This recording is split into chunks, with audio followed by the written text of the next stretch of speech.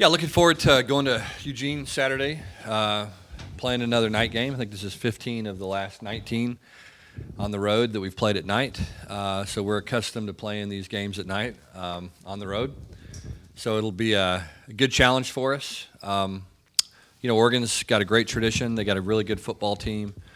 They played for the national championship last year, a very experienced team. And a team that's very talented. So we'll certainly have our hands full. I think our guys are excited to play and looking forward to competing and trying to win a game. Mustafa brought in a big plate of roasted duck. Yeah, I heard that. Said, why not get the feast started? Do you like his enthusiasm and confidence? That's just Moose. That's just Moose. I don't really like duck myself, so I don't know if I've ever had it. So like I said, that's Moose, and he's got a good personality that way. I don't think there's much to that, except he likes duck. I'm not sure he likes duck either. He didn't eat it either. Oh, he didn't? Okay. Did he? Well, did you guys have any? Oh, you didn't. Good. Good. Yeah. I don't think I've ever had duck. I'm pretty simple when it comes to food. All right, follow-up. For reasons a lot of reasons that aren't necessarily rooted in him, Jared's efficiency has gone down the past few games. Have you noticed anything in his game that you want him to work on specifically, or what? I think it's like everything else. I think the biggest thing Jared's got to do is just keep playing. Just make sure he's playing within himself, not trying to force things. Let the game come to him. That's always important for quarterbacks to do that. When you, when a lot's expected of you, you want to go out and sometimes force the issue. And I think he's just got to do a good job of executing and taking what the defense gives us. And that's what it comes down to is execution. The biggest thing is turnovers. We just got to not turn the ball over. We've wasted 9 possessions between Utah and USC. That's a lot of possessions to waste, just by turning the ball over. And so, our efficiency as an offense will be much better if we'll take care of the ball. Can you talk about, kind of lost in all the talk about the offense, is your secondary, I think, has allowed only 8 touchdowns this year. You gave up somewhere closer to 100 last 800, year. 800 last year, I think. How much is it just their added experience and health, and how much is other things you guys are doing? Well, it's all that. It's experience, it's health, it's just having more guys. We've got more people to be able to play back there. I think they're all playing well. When you sit down and you say, who's playing well on your football team, I think all 4 of the starters in the secondary have played very well for us.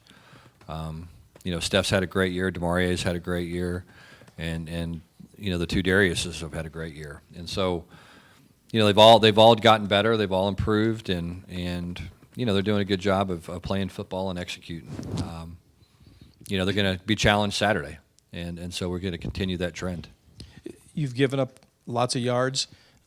How do you evaluate, how they've performed? Yeah, what do you use? Yeah, I think that the thing about football is just, are they giving us a chance to win? I think that's what you ask yourself all the time, or are we giving ourselves a chance to win? And they're certainly giving us a chance to win, and so we've got to, just keep that going. And again, the thing that was probably different the first 5 weeks and has been the last couple of weeks is just the turnovers that we got on defense. We caught all those interceptions the first 5 weeks, and we dropped them, against UCLA. And those are the things that we've got to, those are the kind of plays that we have to make if we want to, because this league's very competitive and everybody's good, and so what it comes down to is going to be 2 or 3 key plays in every ball game, and you either make the plays or you don't, and more often than not we've made them, and we got to get back on track in terms of doing that. How did Chad Hansen kind of initially get on your radar coming from a place like Idaho State, where he had a pretty good freshman year? Yeah, he did. I don't know exactly how the whole thing happened, quite frankly. We saw some film on him, and we thought he was a good player, and And here he was. And so, he redshirted last year, and I think pretty early we had an idea that, he was pretty talented and he could do some things. And, he's still learning the game. He's got a lot of talent. I mean, he's a big guy. He can run. He's strong. And I think he's got a really bright future. But he's still, becoming consistent, learning the game and learning how to play at this level. But he's given us, some size and some strength and some speed out there at that position. And so, we're excited about his development and looking forward to seeing, continued development. Do you think Saturday was kind of a sneak peek of more? Yeah, we started to see some. I think he's starting to play with more confidence. I think that was the last frontier kind of for him was just, becoming confident and believing that he was good enough to play at this level. We've been telling him that for a while, but it's like anything else. You have to make a play or two, and all of a sudden you start to believe, I can do this. And not only I can do this, I will do this. And so I think that's part of the progression for him. How much more did you expect this season from your run game, especially based on what you did at Texas, where it was so good, even without Daniel that day? And since then, I think you're averaging about 118 yards a game in the conference. Yeah. Well, a lot of it, again, we've played good run defenses. I think, when you look at Washington and Utah, I think those are the two top run defenses in the league, if I'm not mistaken. And so, it's hard to run the ball against people that are hard to run the ball against, if that makes sense. And so, that's always, to me, that's why I don't get caught up too much in a lot of the statistics. We always want to run it better. We wanted to run it better against Texas than we ran it. And so we're obviously constantly working to get better. Missing Daniel for the number of weeks, I think, had an impact on us a little bit. Just his ability to finish runs and break tackles and do that kind of thing. And, we've run it probably well enough for us to have chances to win ball games. You know what I mean? It hadn't always been pretty, and we've had to grind through it in some ways. But, we need to continue to run it better. When you went to the two backs a lot last week, was that primarily for pass protection or to sort of create some uncertainty in your run game? Yeah, a little bit of both. It gives us a chance to max protect if we want to. It gives us a chance to get a little bit of cross flow. It gave us a chance to, get a little bit of a lead play, downhill lead play going as well. So it was just one of those changes that we usually make from week to week. Did you like it? Were you happy with it? Yeah, no, it was something that was good for us. I thought it was pretty efficient, and it served its purpose, and we'll continue to be part of our package. Now that Adams is back, what kind of difference does he make, and how hard is he to defend because he could improvise so well? Yeah, that's the hard thing for him, or about him rather, is that he he makes a lot of plays with his feet and keeps plays alive, and even if you cover him, then he can buy some time and let guys separate, and the receivers do a nice job of playing scramble drill and getting back to the quarterback and taking good angles and making plays. And he's done a nice job of giving them opportunities to, giving them balls that are catchable and the guys can make plays on. You look at the Arizona State game. There's probably 4 or 5 times in the game where they've got somebody unblocked, completely to the quarterback, and they don't get them on the ground. And a lot of those resulted in big plays for Oregon. And so, that's a challenge is figuring out a way to get him on the ground, get him contained and because he is really good when he is improvising. And again, you're going against a quality running back. Is he the same sort of what kind of back is he? Yeah, no, he's good. He's a big, strong guy with speed, and so that's when you look at the last 4 weeks for us, 5 weeks back to Utah. We faced a great back against Utah, faced a great back against UCLA, faced a great back against USC. So, this will be 4 weeks in a row that we've seen, really good running backs.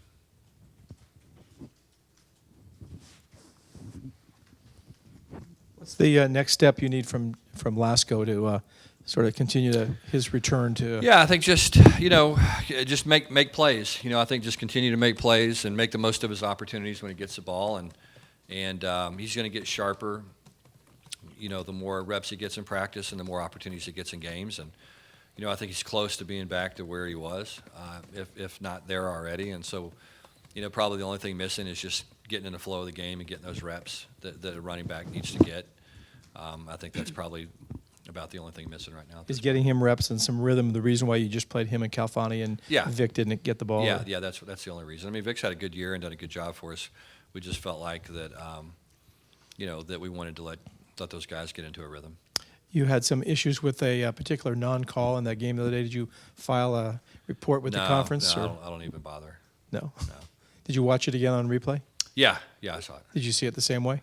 Yeah, I mean, not really worth talking about. Kind of move on.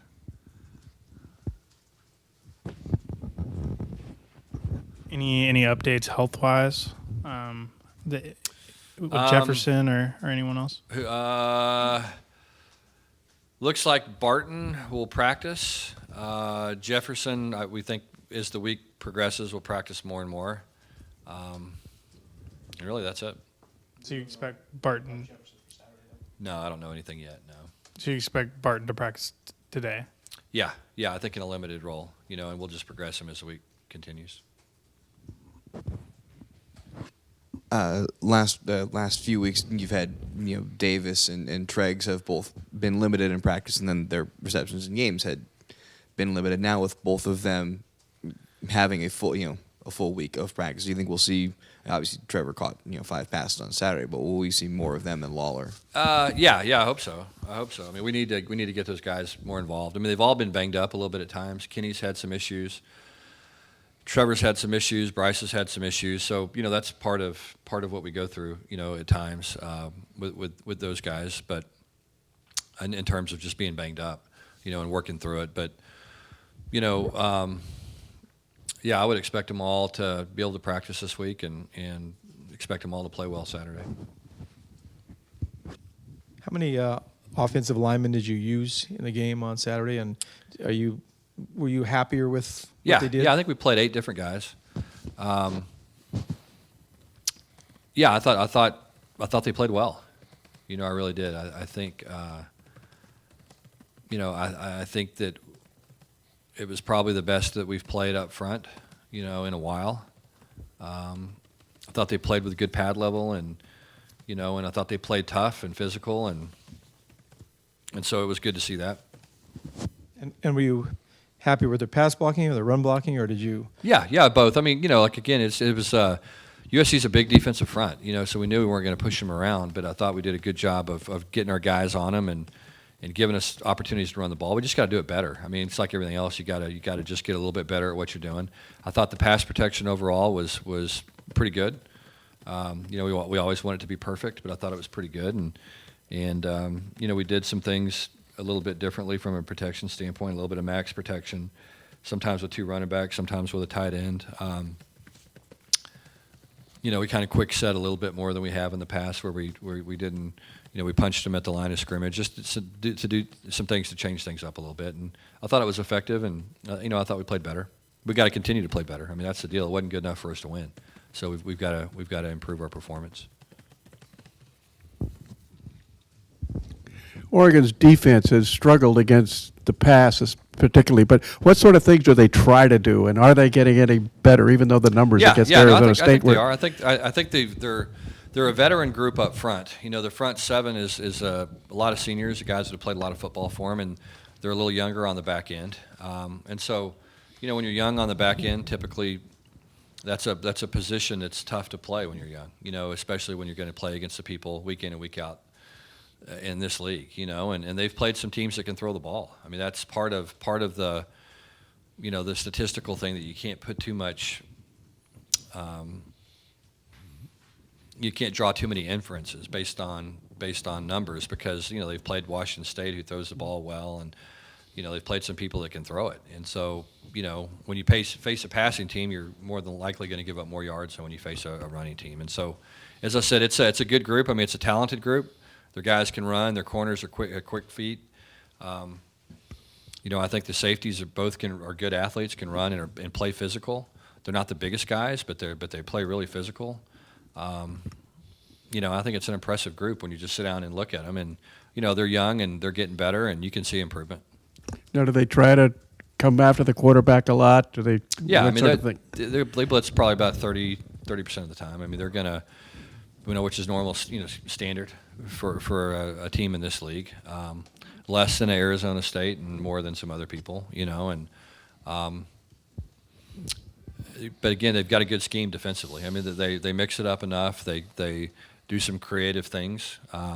They always have, with their defense in terms of, outside linebackers and who's rushing and who's blitzing and how they're getting guys to play certain gaps, where they align and how they move to those gaps. All those things are designed to create, a little bit of uncertainty, and they do a good job of doing that. Do you think Jared will be particularly excited to play there? One of the roughest games of his career, obviously, as a freshman in that monsoon, and couldn't even hold on to the ball some of the time. Yeah, I mean, I think he's excited to play every week, but I think he'll be excited to go play. Try to, forget about the, bad performance as a team. Obviously we went up there 2 years ago. Obviously, that whole year was kind of a trial by fire for Jared. But did that game in particular, with everything he had to deal with, really feel like, a moment where he was tested? Yeah, I mean, I think like you said, I think that the whole year was tough, and I think that was just another one of another game in a year that was a tough year. But the great thing about Jared is, he learned from it and moved on, and it made him better.